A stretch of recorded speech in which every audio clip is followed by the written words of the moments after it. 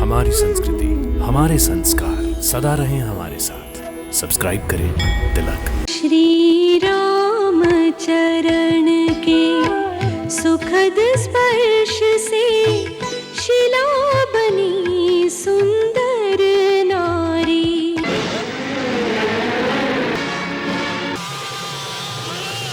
राम तब मारा सत्य जो जनगा, वही तेरी विशाल भुजाएं काटकर अपने हाथों से तुम्हारे इस शरीर को अग्नि में भस्म कर देंगे। महातपस्विनी शबरी अब भी वहां रहती है। वो अपने गुरु की आज्ञा अनुसार आपके आगमन की प्रतीक्षा कर रही है। आप आ गए प्रभु, आप आ गए शबरी की कुटिया में।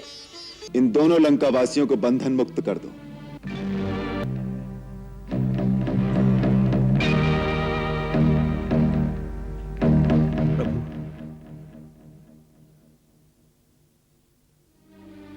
क्षमा दया निधान क्षमा, हम तो दंड के भागी हैं। आज से लंका और लंका निवासी अयोध्या के पराधीन रहेंगे। लंका वासियों की है। हम युद्ध से पहले ही महाराज विभीषण को लंका का राजा घोषित कर चुके हैं।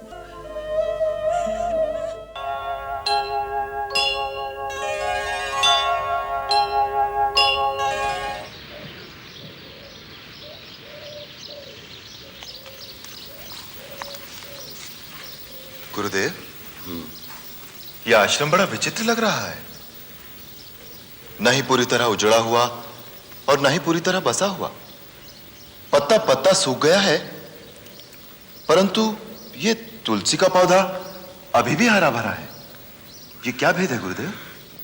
तुमने सच कहा है राम, यह बड़ा विचित्र स्थान है, जहां गौतम ऋषि के शाप से सब कुछ उजड़ गया।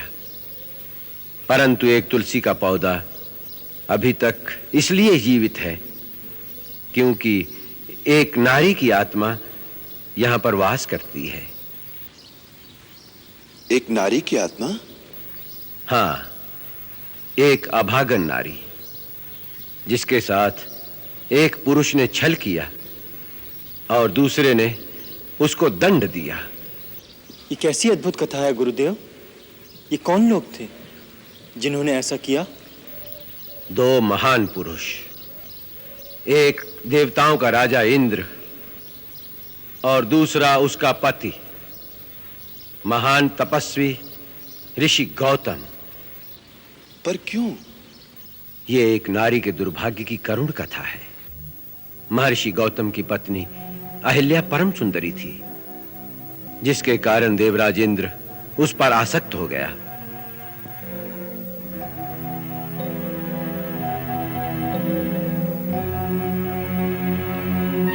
एक समय जब महर्षि गौतम प्रातः स्नान के लिए नदी पर गए तो इंद्र ने अवसर देखा और अवसर का लाभ उठाने की ठानी। उसने गौतम का रूप धारण कर लिया।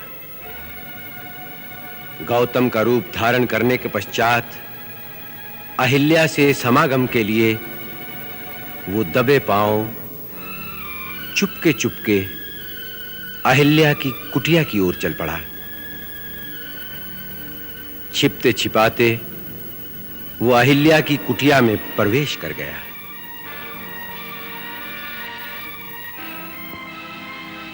जिस समय इंद्र छिपकर अहिल्या की कुटिया से निकल रहा था, उसी समय गौतम मुनि स्नान करके वापस लौट रहे थे। उन्होंने अपने ही रूप में दूसरे पुरुष को अपनी कुटिया से निकलते देखा तो वो समझ गए कि ये इंद्र का कपट जाल है।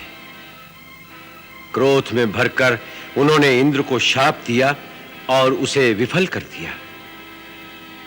अहिल्या कुटिया से बाहर आई। वो समझ गई कि उसके साथ छल हुआ है। वो रोती हुई पति के चरणों में गिर गई। परंतु क्रोध में भरे गौतम मुनि ने आवेश में आकर अपनी पत्नी को भी शाप दे दिया और वो उसी क्षण पत्थर की शिला बन गई। उसी समय से वो शापित नारी इस पत्थर का रूप धरे किसी के आने का रास्ता देख रही है। किसका रास्ता देख रही है गुरुदेव? जो गिरे हुओं को उठा सके। राम, किसी पर दोष लगाकर दंड देना तो सभी को आता है, परंतु वो पतित पावन जो किसी गिरे हुए को उठा सके विरला ही होता है। ऐसे महामानव के चरणों को छूने से सारे पाप नष्ट हो जाते हैं। इसलिए इस शिला को अपने पवित्र चरणों से स्पर्श करके एक अभागन का उद्धार करो राम।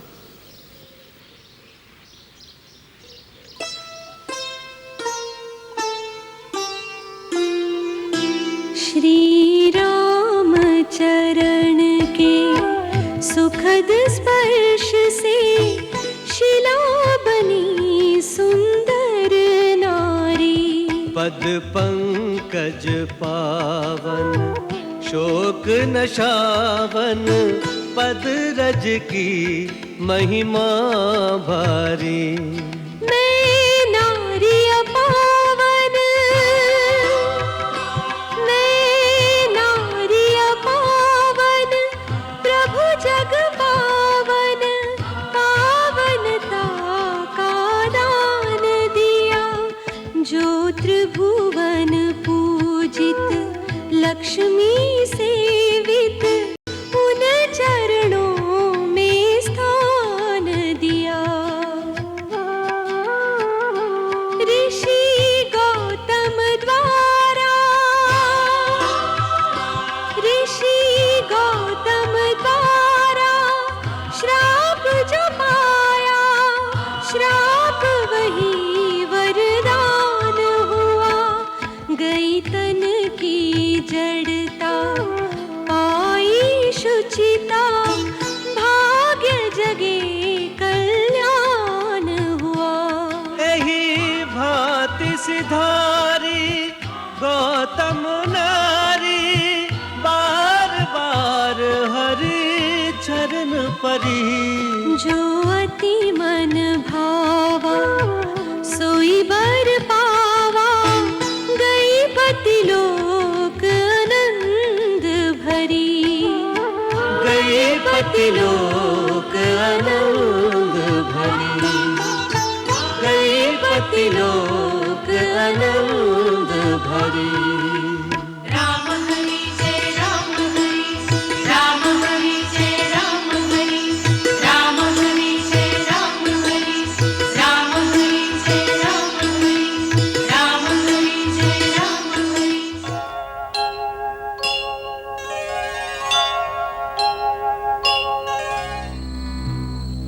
गुरुदेव, ये भयानक स्थान तो बड़ा ही दुर्गम है, और ये विचित्र पैरों के निशान किसके हैं? ये पद चिन्ह राक्षसी ताड़का के हैं। ताड़का? हाँ, वो यहीं कहीं छुपी होगी। वो बड़ी मायाविनी है, कोई भी रूप धारण कर सकती है, इसलिए सावधान।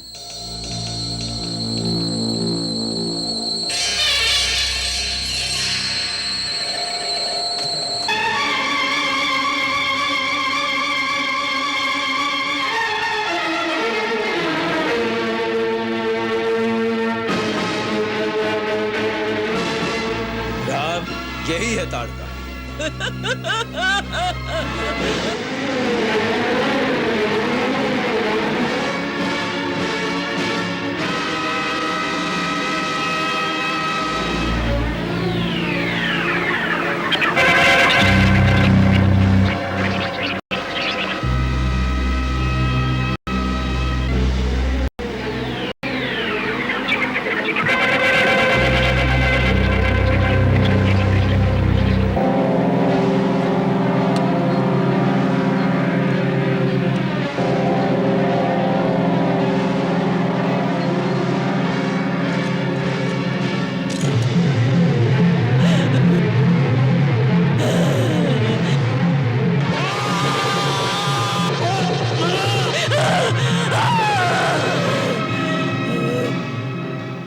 दुष्टा ताड़का का नाश करके आपने हमारे मन को यह विश्वास दिला दिया कि अब हमारे यज्ञ अनुष्ठान निर्विघ्न पूर्ण हो सकेंगे।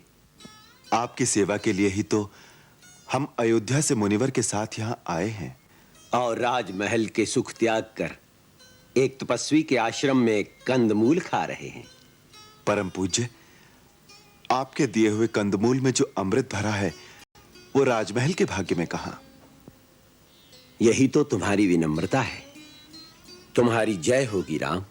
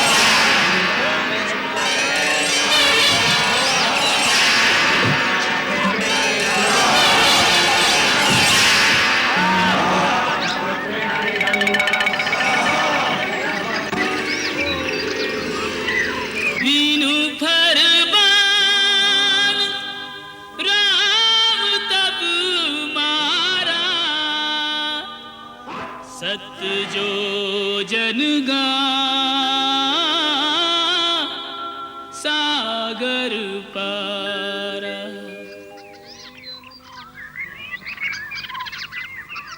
दशरथ नंदन, सुबाहु और मारीच का संहार करके तुमने हमारे सिद्ध आश्रम को निर्भय निष्कंटक कर दिया। तपस्वी मुनिजनों की ओर से हम तुम दोनों भाइयों का अभिनंदन करते हैं। गुरुजनों का अभिनंदन नहीं, आशीर्वाद मिलना चाहिए। गुरुदेव, आपसे मिले ज्ञान और अस्त्र शस्त्रों की शक्ति से ही हम उन दुष्ट निशाचरों का नाश कर सके। यही तुम्हारी महानता है राम। सब कुछ करते हो, पर कर्ता का अहंकार तुम में नहीं आता। तुम्हारी सदा जय हो।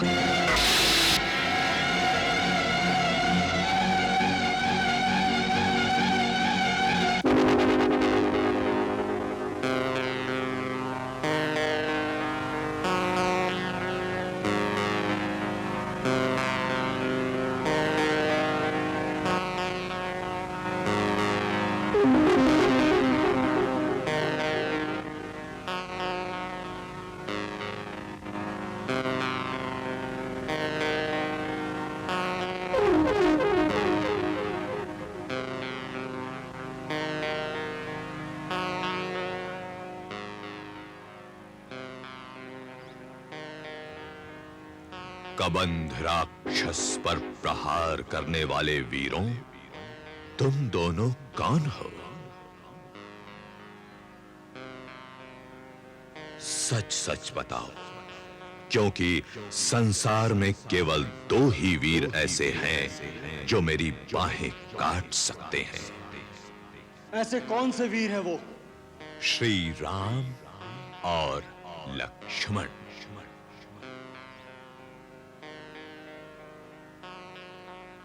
तुम राक्षस होकर राम और लक्ष्मण को कैसे जानते हो? मैं वास्तव में राक्षस नहीं हूं। इस ऋषि स्थूल शिरा के श्राप से मैं राक्षस बन गया। और उन्होंने ही कहा था, जब श्री राम अपने भाई के साथ अपनी भार्या को ढूंढते हुए यहां आएंगे, तो वही तेरी विशाल भुजाएं काटकर अपने हाथों से तुम्हारे इस शरीर को अग्नि में भस्म कर देंगे। तब तुम श्राप मुक्त हो जाओगे। यदि तुम वही राम हो तो सच सच बताओ, मुझे तुम्हारी पत्नी के बारे में एक महत्वपूर्ण सूचना भी तुम्हें देनी है। मैं ही राम हूं भाई। मेरी पत्नी के संबंध में महत्वपूर्ण सूचना क्या है? मुझे तो केवल इतना ही मालूम है कि रावण नाम का राक्षस मेरी पत्नी सीता का हरण करके ले गया है, परंतु वो कहां रहता है, कैसा उसका प्रभाव है, यह हम नहीं जानते। यदि तुम जानते हो तो कृपा करके उसके संबंध में हमें पूरी सूचना दो। अभी नहीं दे सकता। मेरा ये राक्षसी शरीर श्राप जनित है। ऋषि के श्राप से मेरे सुंदर शरीर के साथ मेरा दिव्य ज्ञान और विज्ञान दोनों लुप्त हो गए हैं। यदि आप मुझे गड्ढे में डालकर मेरे इस शरीर का दाह करोगे, तो ही मैं अपने वास्तविक गंधर्व रूप को प्राप्त हो जाऊंगा। परंतु हम तुम्हें जीवित कैसे जला दें? हे राघव, इससे तुम्हें कोई दोष नहीं लगेगा। ब्रह्मा के वरदान के कारण मैं शस्त्र प्रहार से नहीं मारा जा सकता। उसका एक ही उपाय है कि ऋषि स्थूल शिरा के कथनानुसार अग्नि में जलाने से ही मैं इस विकराल शरीर के बंधन से मुक्त होकर अपने असली शरीर को प्राप्त करूंगा। इस समय मुझे दिव्य ज्ञान नहीं है। श्राप के कारण मेरा ज्ञान और विज्ञान दोनों ही नष्ट हो गए। बड़ी अद्भुत कथा है। परंतु ये सत्य है। मैं दनु नाम का गंधर्व हूं। पूर्व काल में मैं बड़ा बली और पराक्रमी था, इतना सुंदर कि इंद्र, सूर्य और चंद्र की भांति मेरा शरीर मनोहर और तेजस्वी था। फिर भी मैं कौतुक के लिए भयानक राक्षसी रूप धारण करके ऋषि मुनियों को डराया करता था। उसमें मुझे आनंद मिलता था। एक दिन स्थूल शिरा नाम के एक तेजस्वी महर्षि वन में मिले। उनकी महत्ता जाने बिना मैंने उन्हें बहुत सताया। वो कुपित हो गए। उसी समय जल हाथ में लेकर और अग्नि को साक्षी करके उन्होंने मुझे श्राप दिया। मैं तुझे श्राप देता हूं कि ये भयानक रूप ही सदा तेरे लिए तेरा असली रूप हो जाए और तू राक्षस वृत्ति से ही जिए। मैंने उनके चरण पकड़ लिए, विनती की कि इस श्राप से मुक्त होने का उपाय बता दें। तब उन्होंने कहा, हमारा श्राप विफल नहीं जा सकता, किंतु हम तुम पर दया करके बताते हैं, जब श्री रामचंद्र लक्ष्मण सहित यहाँ आएंगे और वो तुम्हारी दोनों विशाल भुजाएं काटकर यदि अपने हाथों से शरीर का दाह संस्कार करेंगे तो फिर से तुम्हारा सुंदर स्वरूप और दिव्य ज्ञान प्राप्त हो जाएंगे। एक बार मेरा इंद्र से युद्ध हुआ। दीर्घ जीवन का वरदान प्राप्त होने के कारण वो मुझे मार तो नहीं सका, परंतु इंद्र के वज्र प्रहार से मेरा सिर और दोनों टांगें मेरे कबंध में ही घुस गईं। तब से मेरा शरीर केवल कबंध मात्र रह गया है और मैं अपनी लंबी लंबी भुजाओं से वन के पशु पक्षियों को पकड़कर खा लेता हूं। सो हे राम, मुझ पर कृपा करो, मुझे इस शरीर से मुक्त करो। सूर्य अस्त होने से पूर्व ही मुझे किसी गड्ढे में डालकर मेरा दाह संस्कार कर दो। तब मैं एक ऐसे महापुरुष का पता आपको बताऊंगा जो आपकी सहायता करेंगे। अच्छी बात है। लक्ष्मण, तुम गड्ढा खोदकर चिता तैयार करो। जो आज्ञा भैया।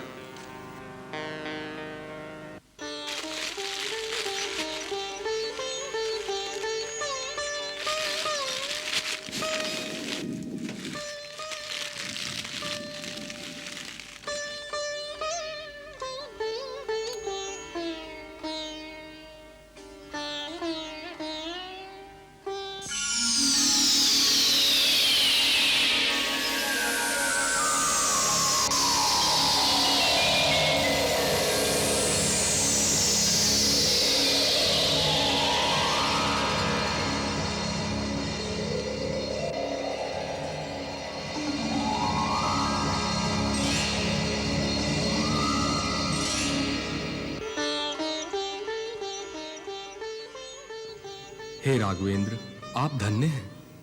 आपकी करुणामयी दृष्टि के कारण मैंने पूर्व के समान अपना सुंदर शरीर पुनः प्राप्त किया है। अब मैं अपने दिव्य ज्ञान से जो देख सकता हूं वो सुनाता हूं। रावण देवताओं के कोषाध्यक्ष महागंधर्व कुबेर का छोटा भाई है। पुलत्स्य ब्रह्म का पौत्र और ऋषि विशर्वा का पुत्र है। ब्रह्मा से वर पाकर वह दिग्विजयी हो गया है। वो दानवों अर्थात पूर्व देवताओं का राजा है। वही आपकी भार्या को लेकर दक्षिण दिशा में गया है। जहां वो गया है वहां तक मेरी दृष्टि नहीं जा सकती, परंतु मैं जो देख रहा हूं वह बताता हूं। दक्षिण की ओर जाने पर आपको एक परमवीर वानरों के राजा सुग्रीव मिलेंगे। उनसे आपकी मित्रता होगी। वो सीता जी की खोज करने में आपकी सहायता करेंगे। सुग्रीव इस समय ऋषिमुख पर्वत पर रहते हैं। आप शीघ्र ही उनके पास जाइए और उनसे मित्रता कीजिए। मैं देख रहा हूं कि अंत में आप रावण पर विजय पाएंगे। परंतु ऋषिमुख पर्वत तक जाने का कौन सा मार्ग है? आप पश्चिम दिशा को होते हुए दक्षिण प्रदेश के कई पर्वत और नदियों को पार करके पंपा सरोवर नाम के एक सुंदर सरोवर पर पहुंचेंगे। वहां महामुनि मतंग का आश्रम है।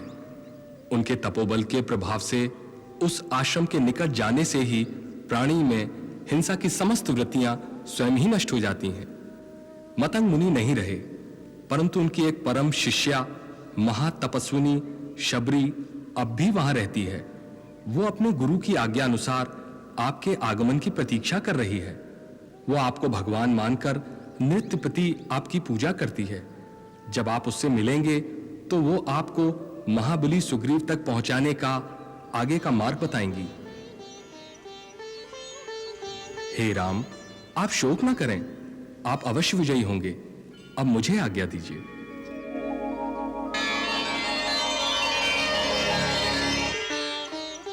महात्मा, आपको अपना अभीष्ट लोक प्राप्त हो।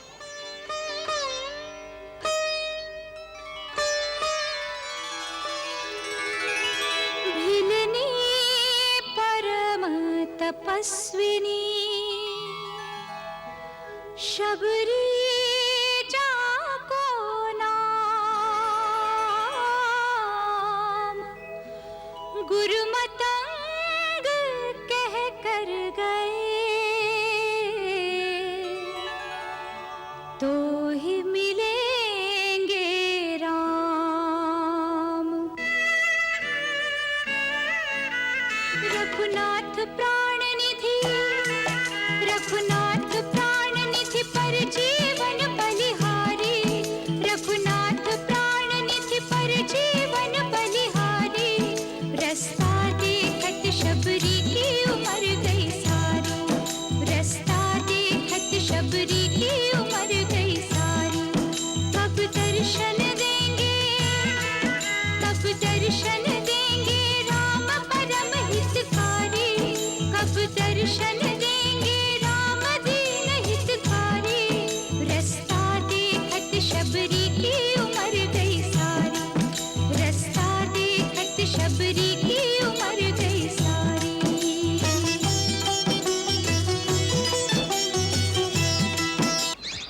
मेरा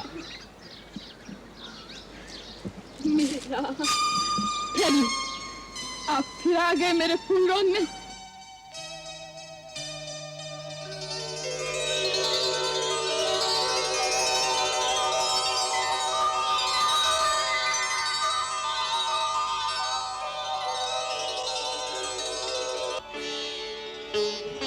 कौन है आप? हम माता शबरी के पास जाना चाहते हैं। आप कृपया हमें उनकी कुटिया तक पहुंचा देंगी? माता सबरी के पास?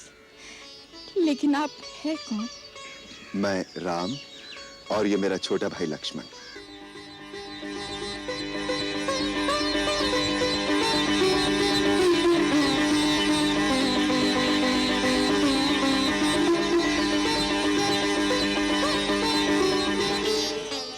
राम, लक्ष्मण, आप आ गए प्रभु, आप आ गए सबरी की कुटिया में। मैं छठवती आपको पहचान नहीं पाई प्रभु, मुझे क्षमा कर दो प्रभु। प्रभु क्षमा कर देना प्रभु, मैं जड़मती आपको पहचान नहीं पाई। हे दयानिधि, दयालु है, आप दयालु है, मुझे क्षमा कर देना प्रभु।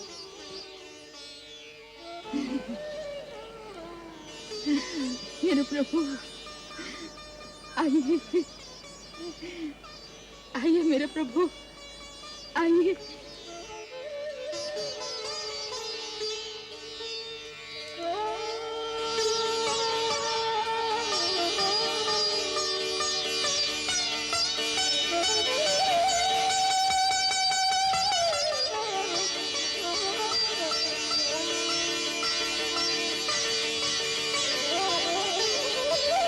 पधारिए प्रभु, पधारिए, पधारिए प्रभु, आइए।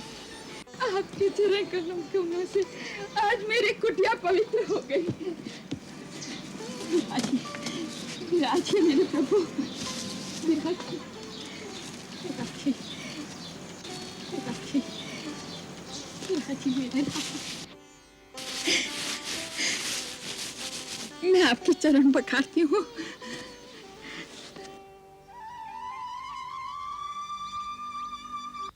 नहीं नहीं माता, अब इसकी कोई आवश्यकता नहीं। तुम्हारे स्नेह भरे अश्रुओं से मैं पहले ही पवित्र हो गया। प्रभु, आपको भूख लगी होगी ना? हाँ। मैं फल लेकर आती हूँ, फल लेकर आती हूँ प्रभु, अभी लाई। बरसों से प्रतिदिन आपके लिए मैं मीठे मीठे बेर लेकर आती हूँ प्रभु, बरसों से। खाइए।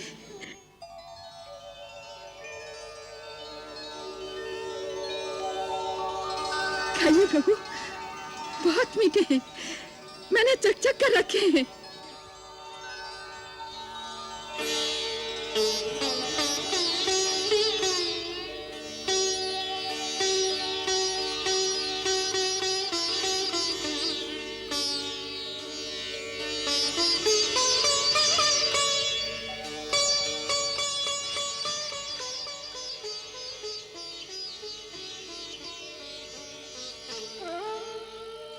खाइए प्रभु।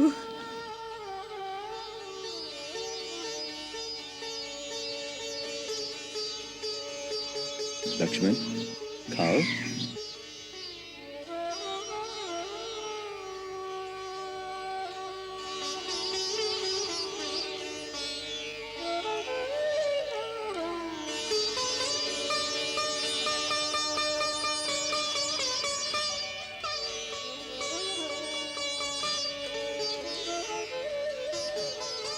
वाह, अच्छे है ना? मीठे हैं। इनकी प्रशंसा के लिए शब्द नहीं है मेरे पास। इतने वर्षों बाद ऐसा लगा जैसे माता कौशल्या अपने हाथ से खिला रही हो। लक्ष्मण, ऐसे मीठे फल तो भगवान को वैकुंठ लोक में भी नहीं मिल सकते। ये सब मेरे परम गुरु महामुनि मतंग की शक्ति का प्रभाव है। उनके तपोबल के प्रभाव से इस मतंग मन में फूल कभी नहीं मुरझाते, फल सदैव ताजे रहते हैं। इस आश्रम के चारों ओर समस्त प्राणी अपनी हिंसा वृत्ति छोड़ देते हैं।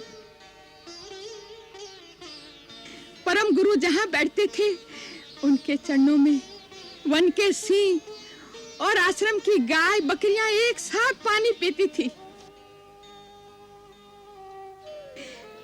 उनको परलोक सिधारे वर्षों बीत गए, परंतु जिस वेदी पर बैठकर वो यज्ञ किया करते थे, उसमें अभी तक एक तेज, एक प्रकाश की आभा झलकती रहती है। कितना पवित्र होगा वो स्थान, और कितनी भाग्यशाली हैं आप जो ऐसे परम गुरु की सेवा करने का पुण्य प्राप्त हुआ। उसी सेवा का पुण्य फल है जो आपके दर्शन हुए हैं। हे राम, साक्षात भगवान का दर्शन करके मेरे कई जन्मों के पुण्य फलीभूत हो गए हैं। जब आपके चित्रकूट पहुंचने का समाचार मिला, उन्हीं दिनों गुरुदेव आश्रम के समस्त मुनियों को लेकर दिव्य विमानों में बैठकर अपने धाम को चले गए।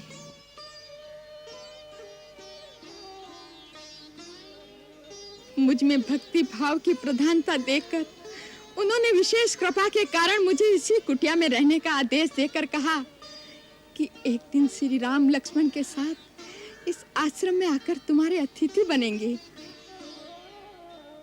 उनके दर्शन मात्र से तुम अपनी भक्ति का चरम फल प्राप्त करोगी। इसके पश्चात तुम हमारे पास आ जाना। उन्हें हमारे आने का ज्ञान था? हाँ प्रभु, उन्होंने कहा था कि श्री राम अपनी भार्या की खोज में यहाँ आएंगे। तुम उन्हें महाबली सुग्रीव तक पहुंचाने का मार्ग बताकर कहना कि वह सुग्रीव से मित्रता करके रावण पर अवश्य विजय पाएंगे और सीता सहित आनंद पूर्वक अयोध्या जाएंगे। ये भावी निश्चित है प्रभु। आपसे दनु नाम के गंधर्व ने जो कुछ कहा है, मैं उसका समर्थन करती हूँ। आपने ये समाचार सुनाकर जैसे अपने परम गुरु का आशीर्वाद मुझ तक पहुंचा दिया है। अब कृपा करके ये बताइए कि हम महाबली सुग्रीव तक कैसे पहुंचे? आप अनजान की बातें पूछते हैं प्रभु, तो बताती हूँ। यहाँ से आगे जाने पर आपको पंपासुर नाम का एक सुंदर सरोवर मिलेगा। उसके दक्षिण तट की ओर ऋष्यमुख और मल्याद्रि नाम के दो पर्वत शिखर दिखाई देंगे। सुग्रीव अपने 4 मंत्रियों सहित वहीं रहते हैं, जिनमें हनुमान नाम का आपका एक चिरपरिचित भक्त भी है प्रभु। उनके सहयोग से सुग्रीव से भेंट होने पर आपके द्वारा सुग्रीव का एक अभिष्ट कार्य भी पूर्ण होगा। आपके इस आश्वासन को मैं आपका आशीर्वाद मानता हूं माता। अब यदि आप हम पर कृपा करें तो आपके परम पूजनीय गुरु जहां पर तपस्या करते रहे हैं, उस पवित्र स्थान के भी दर्शन करा दें तो हमारा जीवन धन्य हो जाए। अवश्य आप वो स्थान देखेंगे प्रभु। मेरे गुरु का स्थान देखने योग्य है। आइए, वो वो स्थान दर्शन करने योग्य है। पधारिए प्रभु, पधारिए, आइए।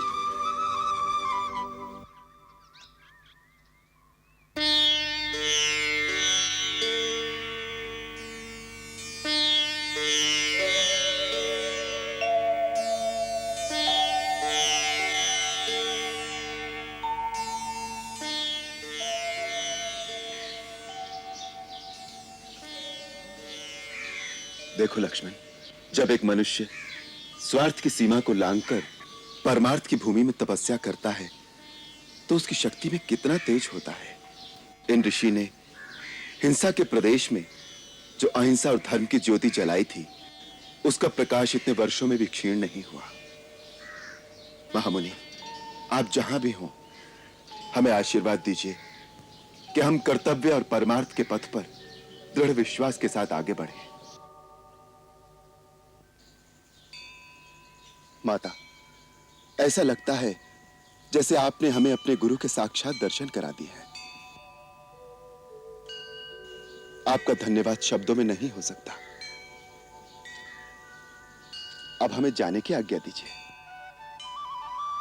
आज्ञा तो उससे पहले आपको मुझे देनी होगी राघवेंद्र, और उससे भी पहले अपनी भक्ति और उसका ज्ञान मुझे देना होगा।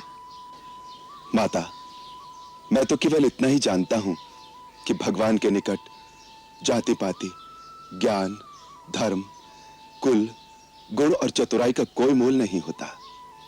वो तो केवल भक्ति के नाते को ही सच्चा नाता मानते हैं। फिर आप तो स्वयं परम सिद्ध और भक्ति के पराकाष्ठा हैं। मैं आपको क्या ज्ञान दे सकता हूं? नहीं प्रभु, मेरे गुरुजी का यही आदेश था कि मैं आपके श्री चरणों की सेवा से भक्ति और आपके मुखारबिंद से भक्ति का ज्ञान पाऊं। हे राम, मुझे नीच कुल में उत्पन्न ये शरीर छोड़ने की आज्ञा देने से पहले मुझे भक्ति का ज्ञान प्रदान करो प्रभु। माता, मैंने गुरुजनों से जो नवदा भक्ति की महिमा सुनी है, वही अपने हृदय से कहता हूं। आप भी हृदय से ही धारण कीजिए। नवधा भगति कहूं तो ही पाही, सावधान सुन धरु मन माही। प्रथम भगति संतन कर संगा, दूसरी रति प्रभु कथा प्रसंगा। गुरुपद पंकज सेवा, तीसरी भगति अमान। चौथी भगति प्रभु गुणगन, करई कपट तजगान। मंत्र जाप प्रभु दृढ़ विश्वासा, पंचम भजन सुवेद प्रकाशा। छठ दम सील बिरति बहु कर्मा, निरत निरंतर सज्जन धर्मा। सातवां सम हरि भय नग देखा, हरिते संत अधिक करि लेखा। आठवां जथा लाभ संतोषा, सपने हूँ नहीं देखई पर दोषा। नवम सरल सब सन छलहीना, हरि भरोस हिय हर्ष न दीना। नवधा भगति सबरी कह दीनी, सादर सबरी शीस धर लीनी।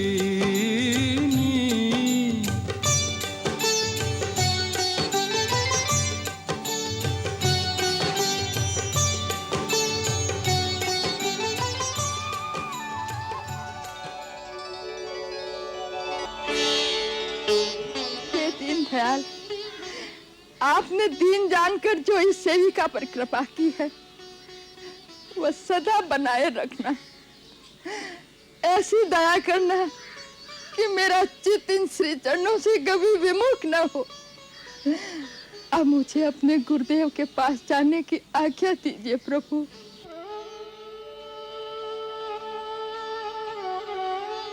गुरुदेव के पास जाने की आज्ञा दीजिए प्रभु।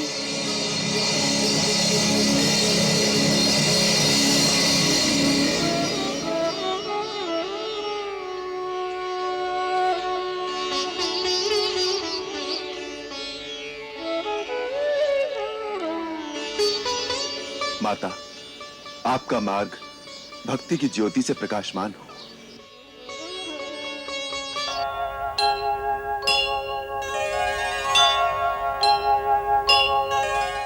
श्री राम प्रभु की जय हो।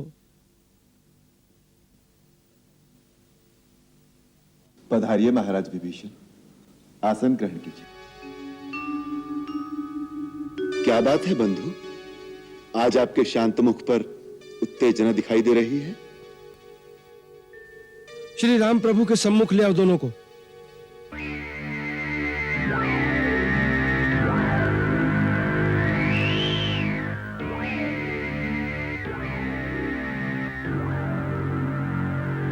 कौन है ये दोनों? शुक और सारण, लंका नरेश रावण के विशेष गुप्तचर।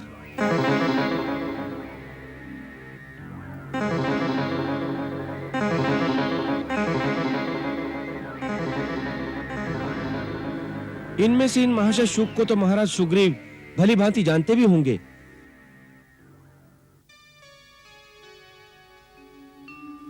ये क्या रहस्य है कपिराज? ये भीषण रहस्य है। महाराज सुग्रीव अपनी महानता और मित्र धर्म पालन का बखान स्वयं अपने मुख से नहीं करेंगे, परंतु इन्होंने आपकी मित्रता के लिए बहुत बड़े प्रलोभनों को ठोकर मार दी थी।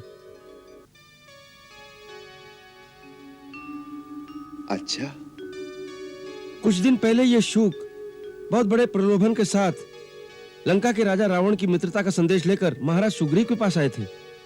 एक राजा दूसरे राजा के पास संधि संदेश भेज सकता है? इसमें कोई अनीतिपूर्ण कार्य तो हुआ नहीं? संधि संदेश का तो स्वागत करना चाहिए था। वो संधि का संदेश नहीं था, दो मित्रों की मित्रता के बीच दरार डालकर फूट डालने की कुटिल कूटनीति थी। मित्रद्रोह का निमंत्रण था। परंतु महाराज, मित्र धर्म का पालन करने के लिए रावण से शत्रुता का स्वागत करके इस ढीठ दूत को लौटा दिया था। सुग्रीव जैसे मित्रों से ही मित्रता की मर्यादा गौरवान्वित है। आज क्या संदेश लेकर आए हैं आप दोनों महानुभाव? आज ये कोई संदेश लेकर नहीं आए, ये गुप्तचर बनकर हमारी छावनी में हमारे भेद लेने आए हैं। अपनी मायावी क्षमता से वानर सैनिकों के रूप में वानर सैनिकों से हिल मिलकर हमारे निर्बल स्थलों का अन्वेषण कर रहे थे। ये वही कर रहे थे जो गुप्तचरों को करना चाहिए था। अब हम वो करेंगे जो हमें करना चाहिए। क्या करना चाहिए हमें? गुप्तचर पकड़े जाएं तो उनके लिए मृत्युदंड निर्धारित है।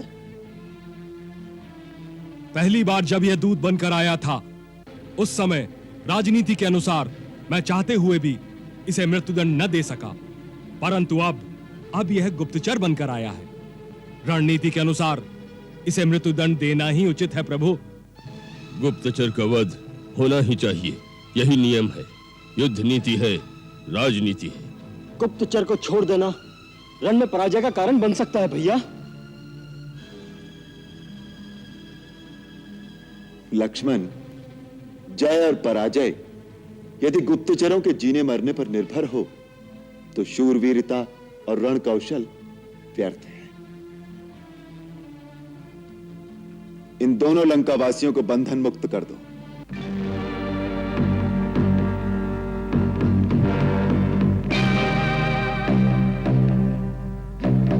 प्रभु,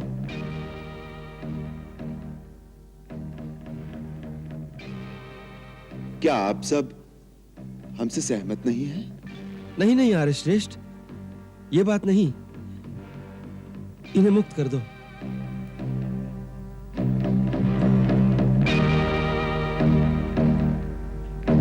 प्रभु,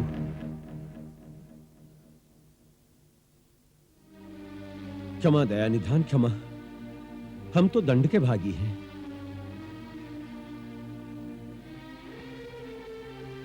प्रभु, महाराज रावण ने हमें आपका सैन्य बल, आपके मंत्रियों और महारथियों के पास क्या क्या शक्तियां हैं, उनके युद्ध संचालन का कौशल कैसा है, रण की योजना और निर्बल स्थानों का भेद जानने के लिए भेजा था। अपने राजा की आज्ञा का पालन कर तुमने अपने कर्तव्य का पालन किया है। ये सब छलबल रणनीति के अंग हैं। यदि तुमने सारे भेद प्राप्त कर लिए हो तो लंका में जाकर प्रसन्नता पूर्वक अपने राजा को हमारे बलाबल से पूरी तरह परिचित करा दो। यदि अब भी कुछ देखना शेष रह गया हो तो निर्भय होकर तुम उसका भी अवलोकन कर सकते हो। महाराज विभीषण तुम्हें पूर्ण रूप से सब कुछ दिखा देंगे। महाराज विभीषण, इनकी सारी इच्छाएं पूरी कर दें। प्रभु, आप जैसा उदार शत्रु मैंने आज तक देखा ही नहीं। इसलिए कि मैं किसी प्राणी का शत्रु ही नहीं। आपके दर्शन करके, आपकी उदारता देखकर हमारी समस्त इच्छाएं पूर्ण हो गई। शत्रु पर इतनी दया करने वाला पूजा के योग्य हो सकता है, शत्रुता के योग्य नहीं। ये ज्ञान दशानन को दे सको तो लंका का कल्याण हो जाए। अपने राजा से हमारा इतना संदेशा भी सुना देना कि केवल सेना की गिनती से और सेनापतियों के बल की थाह का भेद लेने से ही युद्धों का निर्णय और बैरी पर विजय प्राप्त नहीं होती। धर्म, नीति और सत्य ही यथार्थ शक्ति होती है। जीत सदा सत्य की होती है, अन्यथा हर एक शक्तिशाली आतताई अमर हो जाता। जो आज्ञा दया निधान। अयोध्यानाथ, अब हमें जाने की आज्ञा दी। जाओ और जाकर लंकेश को हमारी शक्ति और हमारी सेना के सारे भेद बता दो। यह चुनौती भी सुना देना कि जिस बल के भरोसे तुमने देवी सीता का हरण किया है, वही बल अब अपनी सेना और सारी शक्ति के साथ रणभूमि में दिखाना। इसके साथ ही राजा रावण को तपस्वी राम की यह ललकार भी सुना देना कि राम केवल अपनी पत्नी के लिए ही नहीं लड़ रहा, अखिल विश्व के नारी सम्मान की सुरक्षा का आदर्श स्थापित करने के लिए एक धर्म युद्ध कर रहा है, जिससे भविष्य में ऐसी कुत्सित चेष्टा और ऐसा दुराग्रह कोई शक्तिशाली राजा न कर सके। जाओ।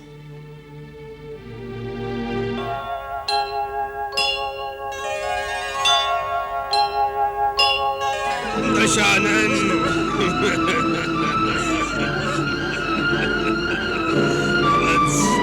मेरे बच्चे,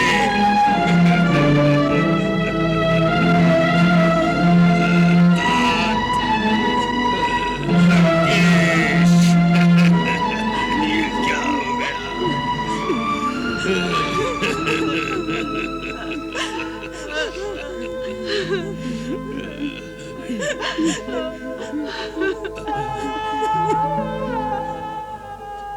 हे अयोध्यानाथ, सर्वज्ञ सर्वेश्वर,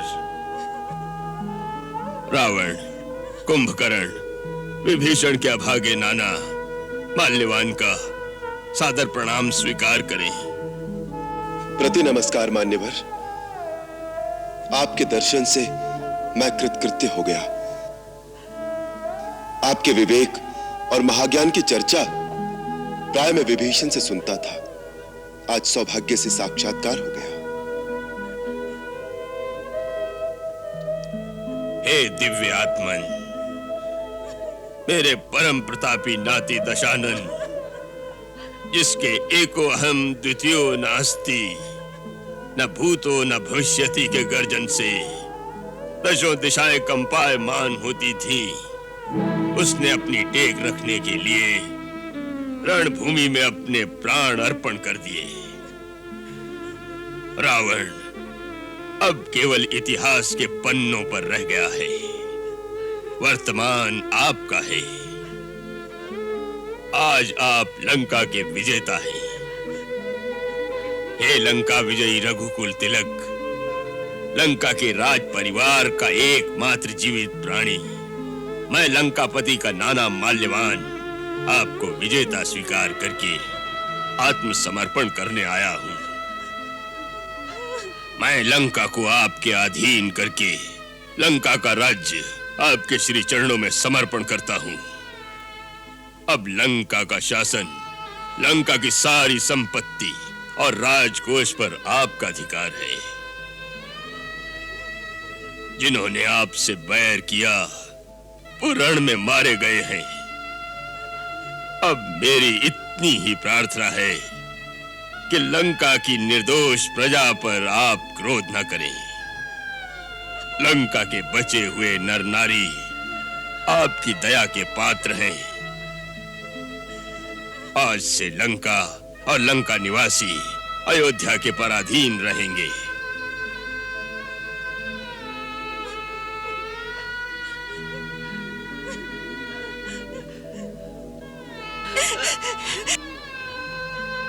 माल्यवान जी, ये धरती आपकी है और आपकी ही रहेगी। किसी की धरती पर बलपूर्वक अधिकार करने का न हमारा धर्म है, न हमारी नीति है। हम तो पापियों को दंड देने के लिए ही ये धनुष बाण धारण करते हैं। लंका वासियों को अपने अधीन करके परतंत्र बनाने और लंका का राज्य हड़प कर उस पर अपनी सत्ता जमाने के लिए हमने युद्ध नहीं किया। रावण के अधर्म, अनीति और अत्याचार के कारण बाध्य होकर हमें यह युद्ध करना पड़ा। लंका लंकावासियों की है, उस पर लंकावासियों का ही आधिपत्य रहेगा, अयोध्या का नहीं। आप जानते नहीं, हम युद्ध से पहले ही महाराज विभीषण को लंका का राजा घोषित कर चुके हैं।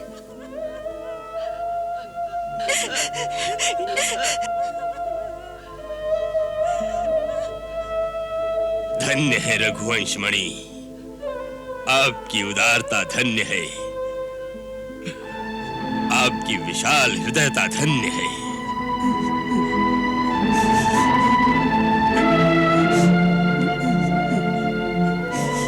महाराज विभीषण, भावना का त्याग कर कर्तव्य का पालन कीजिए।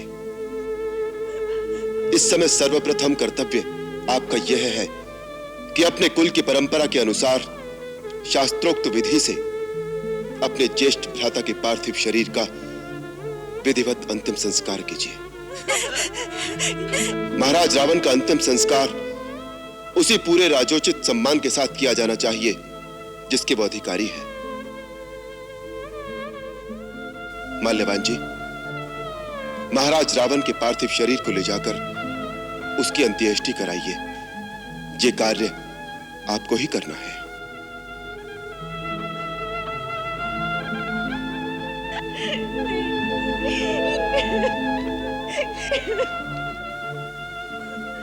महाराज रावण, भगवान आपकी आत्मा को सद्गति दे।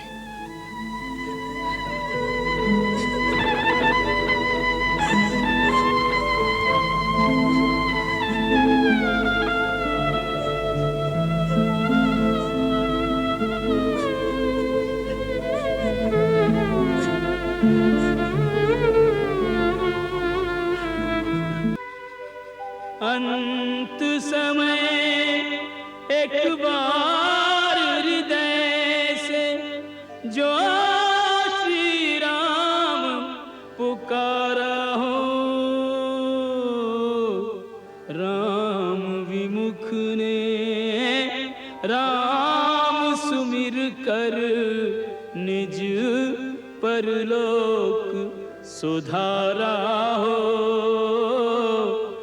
हे महामहिम, हे महाबाहो, मैं सत्य कह रहा हूं। अब मुझे लंका की सत्ता और राज वैभव का लेश मात्र मोह नहीं रहा। जिस भावना के वशीभूत होकर तुम इस समय ये कह रहे हो, उसे स्मशान वैराग्य कहते हैं। परंतु भावना से कर्तव्य महान है। मृत्यु से जीवन और भूत से वर्तमान हमारे कर्मों का आवाहन है मित्र। प्रतिक्षण प्रतिपल परिवर्तन प्रकृति का नियम है। प्राणी मात्र को उसके अधीन होकर कर्म करना ही पड़ता है। नए सिरे से असुर जाति के अनुशासन की व्यवस्था लंका की प्रजा के कल्याण के लिए लंका का राज्यभार संभालना अब तुम्हारा पुनीत कर्तव्य है। एक राजा जाता है, दूसरा राजा सिंहासनारूढ़ होता है, यही परंपरा है। आपको इसका पालन करना है। महाराज सुग्रीव प्रभु, आंजनेय हनुमंत प्रभु, जामवंत, अंगद, आप सब लक्ष्मण के साथ लंका जाइए और हमारे मित्र, हमारे सहयोगी विभीषण जी को लंका के राज्य सिंहासन पर आरूढ़ करके रघुकुल के वचनों का पालन कीजिए। हे भक्त वत्सल, अपने वचन के पालन के लिए तो आपको स्वयं चलना चाहिए। मैं पितृदेव के वचनाधीन अभी नगर में प्रवेश नहीं कर सकता, और लक्ष्मण तो राम की ही प्रतिमूर्ति है। ये कार्य उन्हीं के हाथों संपन्न होगा। महाराज विभीषण की